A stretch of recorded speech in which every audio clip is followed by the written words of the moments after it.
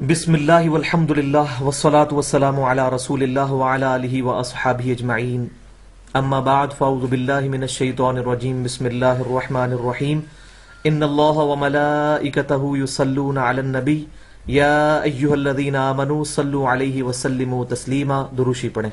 اللہم صلی علی محمد وعلی آل محمد کما صلیت علی ابراہیم وعلی آل ابراہیم انک حمید مجید.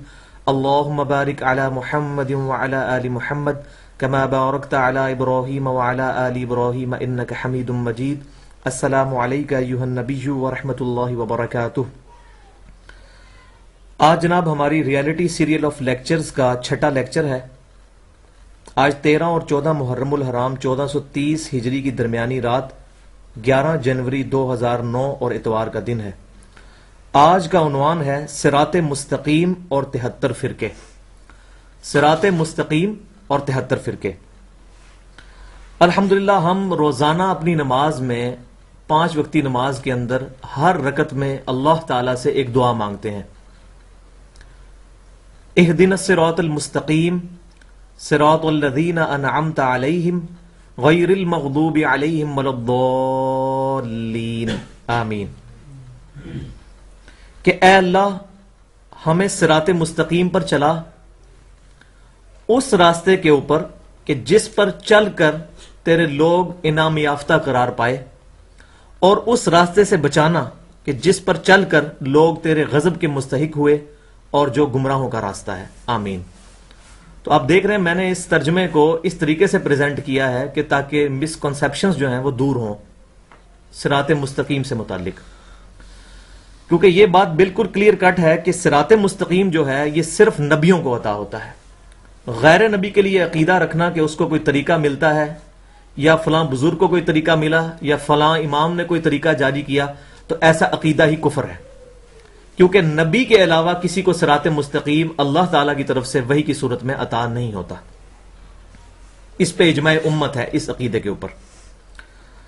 تو تمام انبیاء کرام علیہ السلام کو صراط مستقیم عطا ہوا، اور الحمدللہ اس سلسلے کے سالار اعلی سید الاولین والآخرین سید الانبیاء والمرسلین امام کائنات سیدنا محمد رسول اللہ صلی اللہ علیہ وآلہ وسلم ہے، جن کے اوپر اللہ تبارک و تعالی نے سلسلہ نبوت کو مکمل فرمایا، اور صراط مستقیم جو ہے اپنی سب سے بیسٹ فارم کے اندر ہماری امت کو اللہ تعالی نے عطا فرمایا.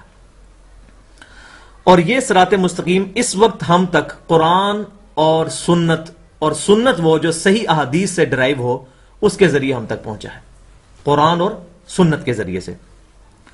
اور قرآن اور سنت جو ہے اس ضمن میں ایک چیز عرض کر دوں کہ صحیح بخاری اور صحیح مسلم کی متفقن علیہ حدیث ہے، بلکہ یہ حدیث پوری صحیح ستہ کے اندر موجود ہے، اور اس حدیث کے راوی ہیں سیدنا عبداللہ بن مسعود رضی اللہ تعالی عنہ.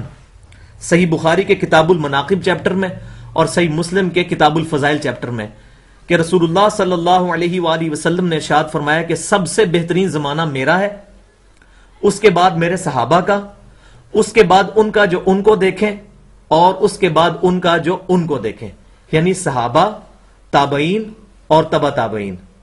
یہ 3 قرن جو ہیں نبی صلی اللہ علیہ وسلم نے دی بیسٹ فرمائے اپنی امت کے اندر، اور یہ تینوں ملائے جائیں تو 300 سال کا عرصہ بنتا ہے، کیونکہ قرن کی تعریف بھی نبی صلی اللہ علیہ وآلہ وسلم نے خود فرما دی. چنانچہ صحیح بخاری کے کتاب العلم چیپٹر میں اور صحیح مسلم کے کتاب الفضائل چیپٹر میں سیدنا عبداللہ بن عمر رضی اللہ تعالی عنہما سے روایت ہے کہ نبی صلی اللہ علیہ وسلم نے فرمایا کہ اس وقت جو شخص بھی اس روئے زمین پر موجود ہے 100 سال نہیں گزریں گے کہ وہ شخص دنیا میں زندہ نہیں ہوگا. اور اس حدیث پر عبداللہ بن عمر کے کمنٹس ہیں بخاری اور مسلم میں کہ اللہ کے نبی صلی اللہ علیہ وسلم نے جو چیز ارشاد فرمائی اس سے مراد یہ تھا کہ 100 سال کے اندر قرن ختم ہو جائے گا صحابہ کرام علیہم رضوان کا.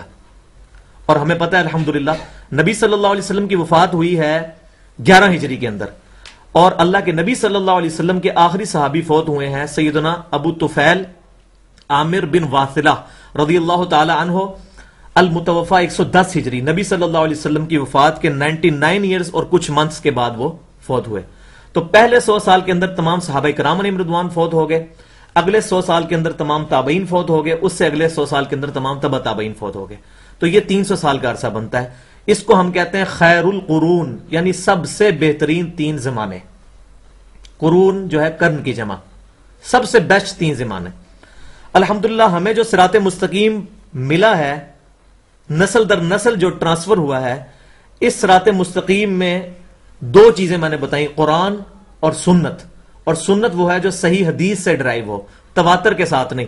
یہ میں پہلے بھی اس پہ عرض کر چکا ہوں کہ تواتر ہر علاقے کا مختلف ہے۔ آپ ایران کے اندر چلے جائیں تو وہاں بالکل ڈیفرنٹ ہے تواتر، اسی طرح آپ ہندوستان میں چلے جائیں تو بالکل ڈیفرنٹ ہے، عرب کے اندر چلے جائیں تو بالکل ڈیفرنٹ ہے۔ تو آخر اسلام کا تواتر جو ہے وہ جب تک صحیح احادیث کے ساتھ سپورٹیو نہیں ہوگا اس وقت تک ہمارے لیے ایکسیپٹیبل نہیں ہوگا۔ یہ بالکل کلیئر کٹ بات ہے۔ اس لیے میں اس چیز کو، میں نے جو اس کو نام دیا ہے وہ ہے اسلام کی ڈکشنری۔ جیسے انگلش میں محاورہ بولا جاتا ہے کہ ڈکشنری از آلویز اتھارٹی، کہ آپ نے چیک کرنا ہے کہ BUT بٹ اسپیلنگ درست ہے یا BAT بٹ اسپیلنگ درست ہے، تو یہ ڈکشنری فیصلہ کرے گی۔ تو اسلام کی ڈکشنری جو ہے یہ قرآن اور صحیح حدیث ہے، اور قرآن جو ہے